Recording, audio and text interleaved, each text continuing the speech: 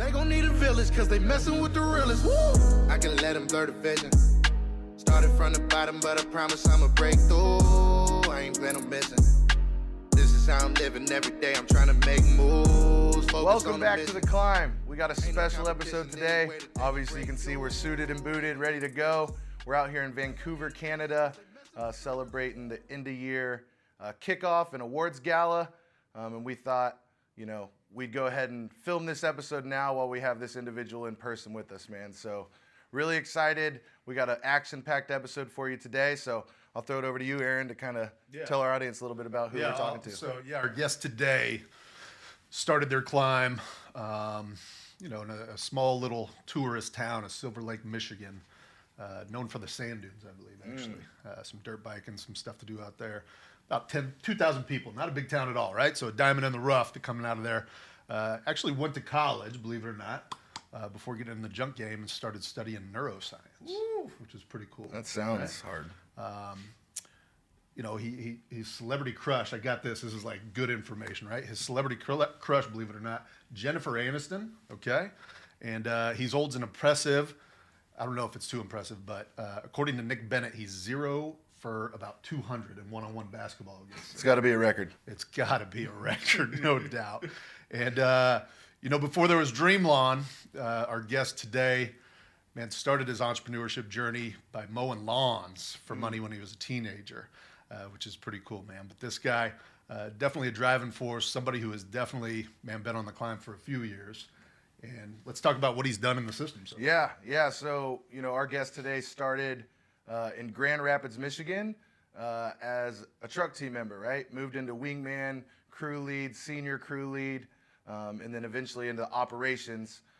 After that, had the opportunity to go out to Atlanta Northeast for about 4 months. And, the story goes is that he was actually supposed to be the DOO of Boston South, right? And the day before he made his journey out to that location, the former GM stepped down, so he slid right into that GM role in Boston South, man. All he's done since then is just win.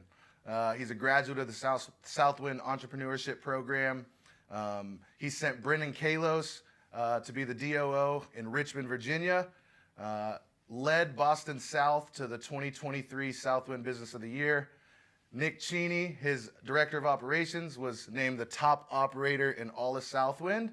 And as of a week ago, he just became the general manager of Boston North Central, which allowed Nick Cheney to rise up and become the general manager of Boston South. So without further ado, man, let's welcome our guest to the show, Mr. Tommy Henion. Thank you guys for having me. Welcome to the show, Tommy. So, man, Bryce, all those accolades, man, a lot of hardware. You're definitely going to be over the 50-pound limit on the way back, I think. Mm-hmm. Right, so might have to buy you a new suitcase. But nonetheless, and Tommy, I'm going to throw it to you. We know you're from Silver Lake. We know where it kind of started, but tell us about your upbringing, man. Tell us, what it was like, where you came from, and the early days of Tommy Henion. Yeah. It was pretty basic. It was, I lived behind my grandparents in New Era, Michigan, for about up until I was in 5th grade. It was a really great setup. I think every young boy's dream. It was their house, and then my grandma's barn where she had some horses in there and a big old stable. And then we lived right behind there, a bunch of property, a ton of acreage in the back that wasn't necessarily our land, but we could go on there and play around whenever we wanted to. And then my mom got remarried when I was in 5th grade, and we moved out to Silver Lake, about probably 20 minutes away or so. They say in Michigan you're never more than about 10 minutes away from a lake. So moved out there, and that's where I stayed for the rest until I graduated high school. Was big into sports as a kid, hanging out with my friends, running around, shooting some paintball, building forts, all that type of stuff. And yeah, pretty basic, honestly. Very cool. Yes, sir. How have your experiences, your background, your upbringing, how has that kind of shaped your perspective on life and also on business? Yeah, I think I am super blessed with just the people that I've always had around me, now and back then. My grandparents were great influences on me. My mother, she's a fantastic woman. She definitely gives me the belief in myself. She believes in me probably almost a little bit too much. I can do no wrong in her eyes. But, my stepfather as well, he was a great influence on me. Just, showing me the right ways to go about, being a man. And then, even, again, it was a smaller community. I think that offered us a really great opportunity to just, there was a lot of help, if that makes sense. Yeah. So, like, my Pee Wee coaches, all the way up through high school, it's not like it was, just separate from, any life I was living. Like, everybody was involved. The community got together to, take us to travel games. We're driving, an hour and a half to Grand Rapids to do tournaments and things like that. We're carpooling and that sort of thing. So it really allowed me to just realize the importance of people, and that's really what life is just the people you have around you. And I've been blessed to have some great ones, including yourselves. Yeah, man. And, also, you talk a lot about sports and stuff like that. Yeah. Your stepdad was an athletic director, is that right? Yep. And how did that kind of, like, growing up, man, what was that like? Like having someone in your household that, is that what kind of got you into sports, or? So he didn't get that position until I was in high school, I believe, if my memory serves me. But he was an athlete himself. He played semi-pro football. He grew up in Chicago, and so he was definitely an influence for sure. Just he would open up the gym for me when I was in middle school. I'd go in there at 5:30 or so, ride in with him, and then I could walk over to the middle school after shooting by myself for about an hour. Which that definitely, shaped some stuff now that I think back on it. He just was always available to, if I wanted to do something that was constructive, he definitely, made that easy, for me to do so. Man. Cool. Tommy, you said surround yourself with great people, and I know you got some really, really cool ones that you work with nowadays, right? And Coach Morrill, some Hall of Fame caliber people. Yes, sir. But even in the earlier days, like you and Nick Bennett are very good friends, and Nick Bennett, another stand out in the system. And, so the legend has it that I think it was Nick's first week working in Grand Rapids, Michigan at 1-800 Got Junk. I think he came home one day and you were kind of chilling on the couch in the boxers, just watching some TV, and started talking about how cool the opportunity was. All right. And I don't know if that was like the nudge or something, but I think, and tell me if this is true, you were going to a interview for maybe a dishwasher job at P.F. Chang's. Yep. And then you kind of diverted and decided to go maybe where Nick recommended and get into the junk game. So tell me about that experience, and maybe looking back on it, could you imagine yourself washing dishes at P.F. Chang's right now? I'm certainly glad that I didn't do that for sure. But no, that story is 100% true. That was same day. I was on my way. He had come home, and I was just about to get ready to leave. I was definitely in my boxers sitting on the couch, but went to go get ready. Left to go get that interview, and he gave me a call. We had spoke about maybe getting an interview there before, and then Matt had some, Matt McKinney, owe him a lot as well. He had some openings for an interview that day, so I just turned around and, didn't go to P.F. Chang's, went to 1-800 Got Junk out on the Beltline, Grand Rapids, and the rest is history. Cool. Yeah. So neuroscience, huh? So Yes, sir. how do you go from neuroscience, to junk, man? Like when you think about growing up as a kid, what did Tommy Henion want to be when he was older? Yeah. It was all sports for a long time. I had some head injuries that kept me from that. It definitely was a big point in my life, just dealing with those, just back-to-back sort of concussions and traumatic brain injury. That it was like kind of right before. I don't want to say concussions got popular, but the attention that's on them now definitely wasn't right there. And so the neuroscience just kind of came from me getting that taken away. Almost just getting really interested in trying to, I was going to like 4 different rehabilitations, a week, like driving to Grand Rapids, where I ended up working in junk. And almost, I don't want to say out of necessity, but like I just became super interested in the brain. Like my personality, like I hate to say it, like it changed like quite a bit, and I just wasn't the same person like after those that I was before. Like, I was always pretty outgoing and that sort of thing, and it kind of put me into a shell and just for whatever reason. And so I became super interested just in the human brain, and I always knew that I could kind of get back to where I wanted to be, but that definitely took a little bit. But that studying that in school really honestly has played a huge role.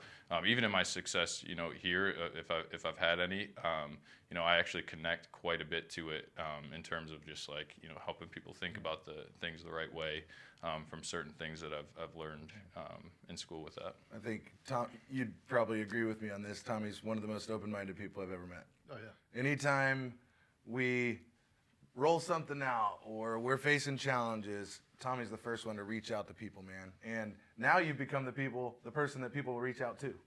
Yeah. So, man, that's a big testament to what you've done, and can definitely tell you got a sharp mind, man. So, Thank you. Yeah. Tommy, I think that story's cool. So, dealing with the concussions and then, having that kind of pave the way for, a study or something you wanted to pursue.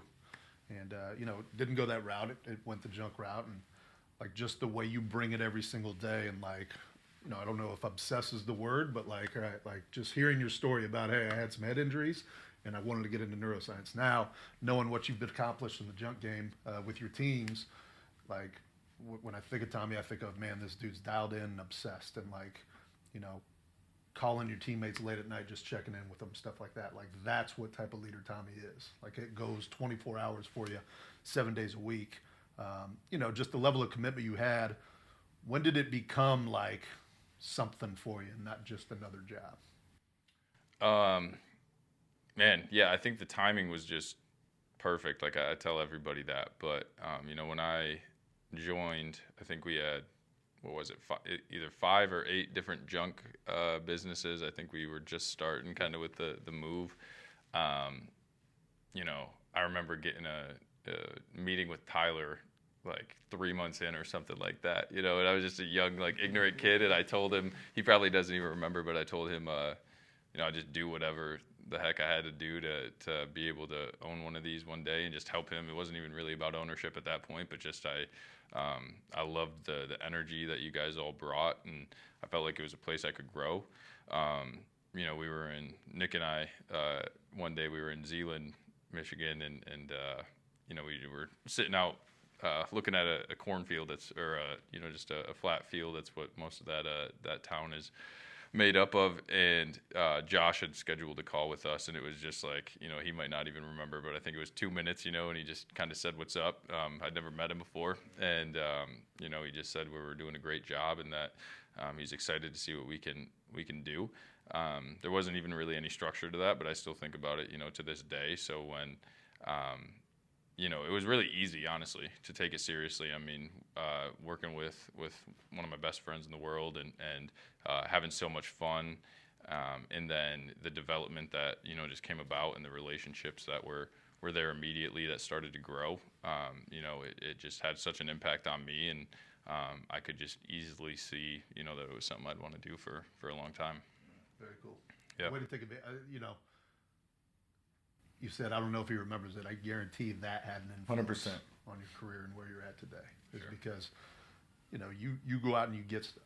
Yeah. Something's out there, like Tommy makes it to the top of the list. Sure. A lot of times after learning, how to get it done. So tremendous job. Yeah. So we talk about where you're at, how you kind of got here, as you reflect on your life as a whole. All right. What were like some of those setbacks? What were some of those failures, that adversity that you had to deal with and persevere through, and how do you think that that's contributed, to your success thus far? Yeah, that's a great question.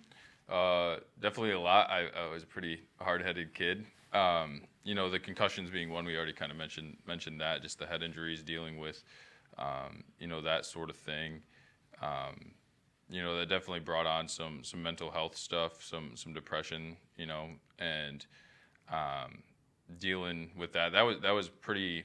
I hate to even call that just like a setback. That was kind of like years and years of working through that.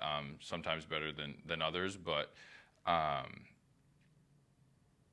that was something I feel like has really shaped me, just because the things I learned, on my way out of that, are still principles that I use today, and that it's something that I feel like I can really help others with when they're feeling down. This game is not always the easiest to play, and so just being able to be empathetic when somebody's maybe not feeling it someday, or they're not, they don't have the confidence or whatever it may be.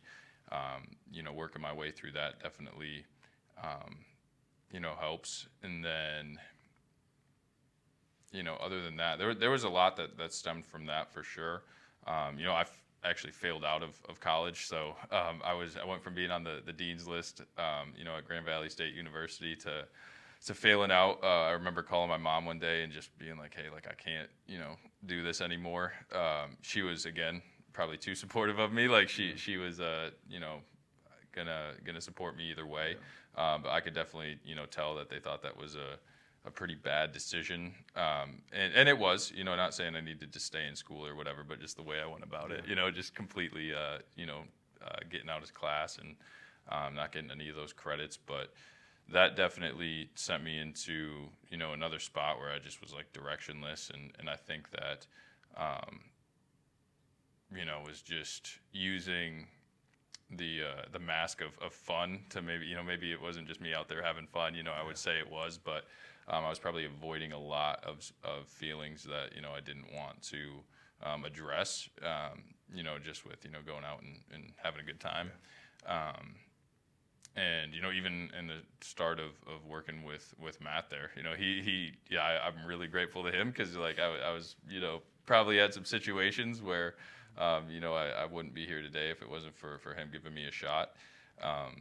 And so all of that, just I think the biggest piece is just giving me a lot of empathy for people going through the same piece, but also recognizing too, like, that the accountability to it is 100% necessary, and that's, the highest form of love that we could give somebody, is holding them accountable to what they're trying to do. And that's where, if I didn't, get that and adopt that from, joining Southwind, I'd probably be not doing the things I'm doing, for sure. It's wild how those times that we go through in life really help, shape us into who we are. And the biggest thing as a leader, we always talk about leading from the front. Being willing to do what you're asking your people to do. And for you, having gone through that, I'm sure that's kind of helped you now in your role be able to understand when others are going through, those mindsets, or as you talked about, depression and things like that, man. I've had a lot of friends that have dealt with it, man. It's a real thing. But the fact that you persevered through it, made something great out of your circumstances, and essentially you're proving the world wrong right now, man. And so definitely proud of you for that. Yeah, appreciate it. I appreciate you talking about some of those positive influences and moments in your career. If you were to think about that, like, what are the maybe one or two things along the way, throughout your climb that have been kind of those moments that kind of changed it for you, right? Those pivotal moments where, you've been in 3, now 4 different locations for the most part, right? So you've been around, you've dealt with a lot of teammates, you brought a lot of people with you, which I think it was one of your best traits. So what's been those pivotal moments? Man, Atlanta definitely tested me quite a bit. And just to think of one moment, I'm not necessarily sure, but just a lot of credit to Nick Bennett and LeDrew Morel in those moments where my head probably just wasn't in it, exactly. Like I was still, going and doing the things, but like it lost sort of some of the spice maybe for a second. But just realizing also in that, like, how grateful I should be for the opportunity to be there, and how much, I kind of shifted it to just being a student, and like it was a certain situation that I was in, where not everybody really wanted me there, and LeDrew definitely helped me, just take it for what it was and like learn what I needed to from that. And, if I didn't adopt that sort of mindset to it, I would have been just probably a miserable person, not fun to be around. And, wouldn't have maybe been able to do the things that, I've been able to do just because I wouldn't have got those, nuggets from it that helped me today. So that's definitely one. Man, I think we all have a story like this too. I remember being in Boston South, like, I'm always confident going into these changes. I think that's just, speaks to you guys and everybody around me. Like, Josh called me. I was in Connecticut. I wasn't allowed to be in Boston South yet. And I was in Connecticut just, helping out where I could. It was an hour away. Nick was there for a week. And Josh gave me that call that I was going to be the GM. And, he's so casual about just, absolutely everything. So it didn't – I always know I have help. Right, like that's a big piece to the the confidence that I have is, I know I'm going to ask the questions and I know I'm going to reach out if I need something, and I know that if someone doesn't have an answer, they're going to help me find it, or we're going to just try something out and see if it works. So, within that though, didn't necessarily know what the heck I was doing, and man, that shop was small, and there was a night where, man, I'm probably on. It's 16-hour days, that type of stuff. Nothing we all haven't done, and we just had that shop packed full of just everything. We had just broken one of the doors before. We had left something in front of it, and that was a big bill. And I'm sitting there, and that hurt. And then I think it was like 11:30 at night. I'm there by myself. I'm closing it up. And we had just this ginormous pile of junk in the shop there, and the door wouldn't close. And like I'm just sitting there like thinking, and like I cried. Like I sat there, I just leaned against it and cried for probably like 20 minutes, like wondering if this was going to be it. And it only took about that 20 minutes for me to realize I was needed to nut up a little bit, for lack of a better word, and get over myself, and that this was definitely worth it. But like that was a moment that tested me for sure. Man, Aaron, I used to call you, man. I don't know if you know this, I used to sleep at the shop in Salt Lake City. Yeah. We had metal thieves that would come, and we work hard to recycle that stuff, man. The last thing we want, and so I think everyone goes through those moments, man. But as Tyler said on one of our previous episodes, success is on the other side of pain, right? And if you're just willing to endure the pain, fight through it, get through it, man, the other side's pretty, man. So, what role has perseverance and resilience played in your life, and how do you remain positive through the tough times? Yeah, another great question. Perseverance, definitely. I think it's everything, right? Like just like you said, like there's always, if you're trying to do something, I just feel like there's always going to be those struggles, So like I just have a completely different relationship. I think maybe I was a little bit more desperate. Like there was times of desperation, and in the past where I felt like, man, like I needed to just be doing something different than I was, and I wanted to feel a different way and that sort of thing. And now I almost welcome it, like I'm not necessarily running away from it, but I'm just looking, like I've gotten so far just by saying yes to things, and like knowing that it was going to, be hard at times and that sort of deal.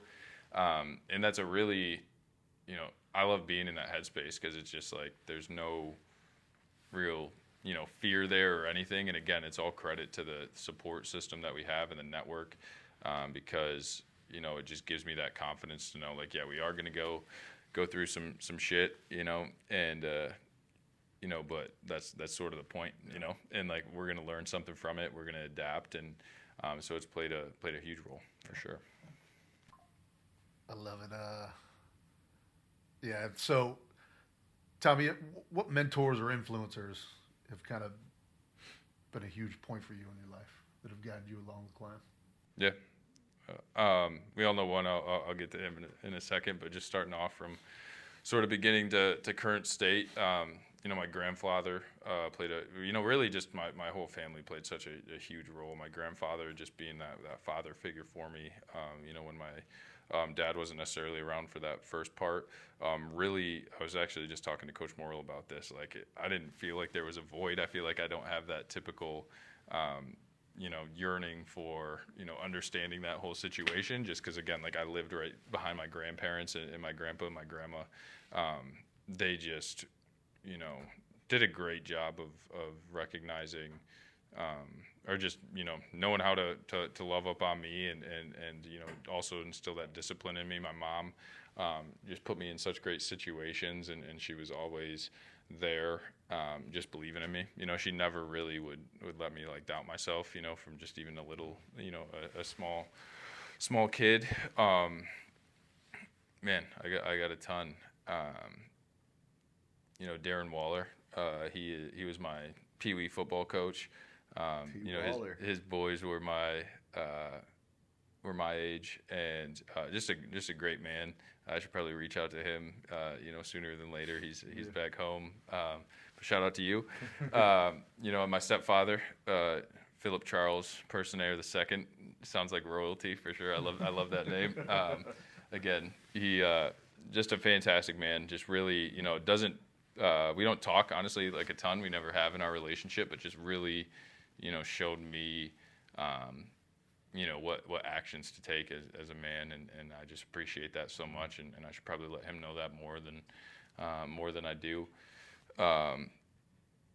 You guys too. You guys probably don't even realize how much you've helped me through some stuff. Bryce, I can remember, you just being on those calls. I hadn't met you yet, when you were in Salt Lake City, and I didn't really know what the heck was going on, but you'd still give me the time of day and let me call you or just call on me during those meetings. And, Aaron, we talked about that dinner quite a bit, and you just being in class. LeDrew Morel, we all knew I was going to say that one, but that dude is, he takes freaking, 30 minutes out of every single week, if not more, depending on how rambunctious I'm feeling to, I mean, he'll let me, run, if I need to. And he's just got so much patience with me and is just, I'm not going to sit here and act like he, has all the answers and he knows he doesn't, but he just does such a great job of just helping me, live in a reality, and that, I really enjoy that, the only way we can change reality is if we're living in it and seeing it for what it is. So, I can go to him with whatever, and that relationship has evolved so much over the course of time. He's just going to be somebody that I'm forever super appreciative of. I couldn't be here without him. So, yeah. And then Coach Morrill, I can't leave him out as well. That dude is just The real deal. He's salt of the earth. He's so subtle about it that nobody I think really knows. But that's one powerful individual. Really just a fantastic leader. It just gives me a great example of what to try to be every single day. So yeah. And I think we talked about going through adversity and perseverance and resilience and all those things. And something that comes to mind for me is sometimes you push people away. When you go through tough times, right? You want to battle through it alone, and in life, man, it's hard to get through things alone. Yeah. And you think about your support system, your stepdad, right? Your mom always believing that you can do anything. Anything's possible. Mama was the first one to say that to you, right? Son, anything's possible. And then you think about now you have Coach Morrill, the winningest coach ever in JUCO football history, but you wouldn't know because he wouldn't tell you. But you have that influence, and you got LeDrew, and I know you and Sobek and Pop, and just all the people in your life with that support. And I think that's important to know is it takes great people around you to evolve and to change into who you want to become, man. Because people that really care about you are going to tell you the damn truth. Yeah. And that's what I admire about you. You're not afraid to ask for help. Most people would look at that as I'm weak. I gotta reach out. I gotta ask for help. I'm going to be perceived as weak, but in reality, it's actually the opposite. Yep. Right? So, we have a saying at Southwind. We did this a couple episodes ago. At Southwind, we believe anything is possible. Yes, sir. All right? When did you believe anything was possible? When I really, really believed, I think, I don't know if there's an exact moment, but, I would say when things started clicking in Boston South, and it came from a spot of just, again, it was not always that awesome. Like, it's not like it was terrible, but like there was just some moments in there, and I was off by myself. Like, watching Brendan, go and that sort of thing, helps as well. But yeah, I think there was just when I started getting more evidence, which I hate to just say it, like you kind of got to believe before you see that evidence sometimes. But like now, you guys have just given me such an opportunity to be able to see the fruits of the labor, and it's hard not to, like again, like I started where I always say that, like it's so easy for me to believe it now because, again, we had five junk businesses at this point. Like what, there's so much going on right now in Southwind. And so, I have all the objective evidence, as far as the business goes, but then also, again, like I got to credit, all you guys, and especially Drew with just, it's very, A plus, I say it all the time to my teams, but like A plus B equals C, he gives such, it's not that black and white, but, recognizing that like if you really want something, like there's always a way to make progress towards it, and there's always, as long as you just keep hammering away at it, figuring it out, trying something. If it doesn't work, like looking at it objectively and being honest about that, and then trying something else, that those skills that he's gave me, and then again just the objective evidence that we've been able to see with I've been blessed with some great teams, some fantastic guys that for whatever reason they trust me, and they allow me to help lead them and work beside them. So like it's them as well, that just seeing all the cool cool stuff they've been able to do. So yeah, man, you talked about those days in the early beginnings of taking over a business, and like, man, I used to call Aaron all the dang time, and just be like, man, it's been 3 months, bro, and like I'm used to winning, we ain't winning yet, but it's that moment where it just clicks, and it's like, dang, like people start buying in, and they start believing just as much as you do, and man, the transformation and what happens from that is incredible, man. But what makes you special is you never take the credit, right? Like you've had a lot of success, but you always credit that to your team, man. And that's what I admire about you, man. You're a good dude, great leader, easy to follow. So proud of you, man. Yeah, I agree. And this next question is going to be tough because you do all of that so well, Tommy. So, you're looking sharp tonight. Look like you could head to the casino right now, right? So tell us why people bet on Tommy. Yeah, probably easier than you'd think for me to answer that, and I think it's just like I believe in people. Like I had such a low opinion of myself for so long, and I was conscious enough to know that like I didn't want that, and it wasn't necessarily right, but I would just fight against that for so long. And so like when I talk about the empathy and that sort of deal, I just know how screwed up someone's head can get, and how far away from reality it can be, as far as their opinion of themselves or their view on what's actually in front of them and going on in the world. And so like when I look at the teams or I see somebody and I just know that you got to believe in them more than they do, at times, and so when I can see that light switch and flick on to where they start to really understand that they're capable of something, like, man, that gives me all the motivation in the world, and I think that I just don't allow it. Like I won't allow them to ever try to get me to not believe in them, because they'll fight against me. Like I'll start saying some things, and I think guys maybe, I'm intense sometimes. I'll look them in the eye and I'll let them know. All these guys in North Central, I think they've probably never had somebody tell them they love them as soon as I have, and look them in the eyes and like, I hope they can know that I mean it though. because I do, and I think that's, if someone were to follow me, I think it's just because I can tell that I believe in them, and hopefully that rubs off on them as well. Yeah, I'm the king of I love you, man. I tell Aaron I love him. I tell Nate I love him.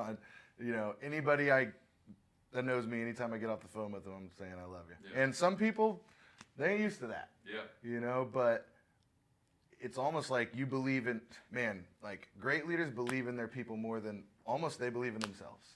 Until they hit that pivotal point to where they start seeing the evidence of their growth. They start seeing the evidence of them kind of rising. Yeah. And then now guess what? They believe in themselves, man. And that's when like great things freaking happen. So, knowing what you know now, man, you've been through a lot, ups, downs, all arounds.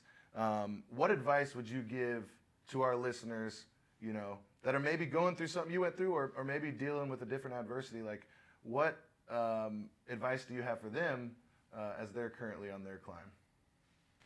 Yeah. Junk specific or just in life in general?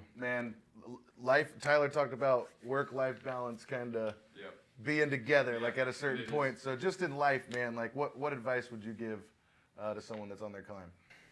Yeah.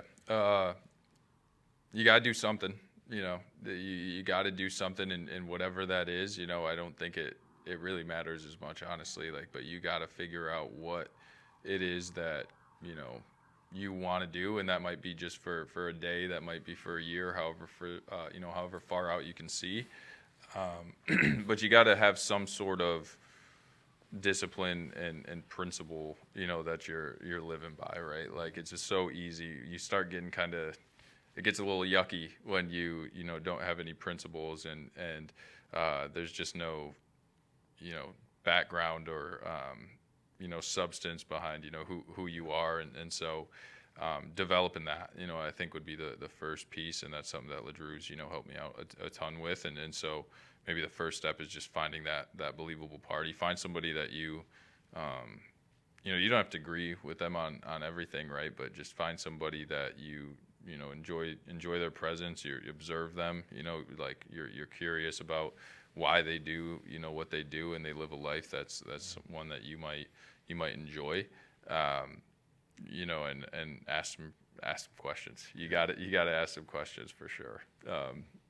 You don't want the answer if you're not asking questions, if you're not trying to figure it out. So I think that'd be the first thing. So you say find a believable party, right? Someone that can help you. There's a saying, if you want a Ferrari, okay, find someone else that has a Ferrari and figure out what they did to get it, right? But also it's finding that thing that brings out that passion, that fire, like we talk about our whys, but that one thing that like gets you out of bed, inspired and ready to freaking go. So my thing is like, if you're going to be at McDonald's, man, you better be the best McDonald's burger flipper ever. Like take advantage of opportunities, because you got me messed up if you thought I thought 1-800-GOT-JUNK would be my lifelong career. And it's crazy how little opportunities turn into great unravelings. And I think of Tom Brady, right, stepping in for Drew Bledsoe for the Patriots. Drew Bledsoe was on a freaking long-term contract. That was never supposed to happen, but he gets hurt. Tom comes in, never comes out, man. Yes, sir. So life's about opportunities. So appreciate that. Of course. Another Tom from Michigan. Yeah, that's right. Yeah, like that. Right. Like that. And last question we got, Tom. So it's been a while. Thank you for sharing your story, man. It's a cool one. Thank you for your thoughts. Your thoughts are always so detailed and just very good with what you say. I'm looking at you right here, looking sharp, spending a few days in Vancouver, getting to learn some tremendous stuff from some tremendous people. It's nice, right? Like this is a good time. Yeah. And then you told the story of, and that late night, 11:30, trying to close the damn garage, and there's scrap metal there, and it just breaks you down because you're giving it your all, and you're not maybe seeing, the results at that point. And I think we've all been there. And, why is it worth it? Just being able to, lay your head down at night and know that you at least gave it, you got all the information that you could possibly have, and you did everything that you could, with that information to, have the impact that you're trying to have. that's all you can really ask for, of yourself, like it, and when you get to see, just again, people start to believe, see Nick Cheney out there running Boston South and Foxborough right now, having Brendan out there, and Richmond and just all these other people that I get to interact with that, like, hopefully I get to have an impact on. That's definitely what makes it worth it. Life is people, and so it gets to a point for me where it's just like, someone asked me last night, just what do you do? And that was such a funny question. They were asking me just like what I do outside of work and that sort of thing. And it's not like I don't do things outside of work, but just living a life that's just for everybody around you doesn't mean that you're just not doing anything for yourself. That's important too. But at the end of the day, like the impact that you can have on others is that's why it's worth it, for sure. Man, way to finish this off. So, Yes, sir. Man, there you have it, man. Thank you so much, Tommy, man. Again, incredible story, incredible success, man. I'm looking forward to see what you do in the future, man. So, Yes, sir. Thanks for tuning in. This is The Climb. I can let them blur the vision. Started from the bottom, but I promise I'ma break through. I ain't plan on missing. This is how I'm living every day. I'm trying to make moves, focus on the mission. Ain't no competition anyway that they gon' break you. They gon' need a village. They gon' need a village, cause they messing with the realest. Woo!